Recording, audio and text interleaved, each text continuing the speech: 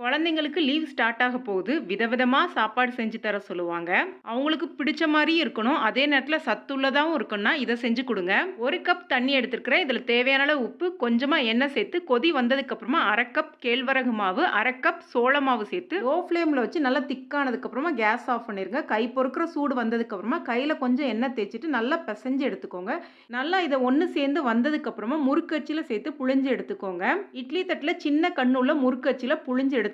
இத வேகறதுக்கு பார்த்தீங்கன்னா, மீடியம் ஃப்ளேம்ல ஒரு 15 நிமிஷம் வச்சு எடுத்தீங்கன்னா நல்லா வெந்துரும். ஒரு தக்காளிய கீரல் போட்டு கொதிக்கிற தண்ணீல சேர்த்துக்கோங்க. தோல் தனியா வந்ததுக்கு அப்புறமா எடுத்துட்டு அரைச்சு ரெடி பண்ணி வச்சுக்கோங்க. இங்க இது நல்லா வெந்துருச்சு. ஆறுனதுக்கு அப்புறமா ஒண்ணொண்ணா உதிர்த்தி விட்டுக்கோங்க. எண்ணெய் நல்லா காஞ்சதுக்கு அப்புறமா பூண்டு சேர்த்து வதக்கி எடுத்துக்கோங்க. கூடவே வெங்காயம், பச்சை மிளகாய் சேர்த்து வதக்குனதுக்கு அப்புறமா குடை மிளகாய், கேரட், முட்டைக்கோஸ் சேர்த்து கால்வாசி வதங்கினதுக்கு அப்புறமா நம்ம அரைச்சு வச்சிருக்க தக்காளி இதோட சேர்த்துருங்க.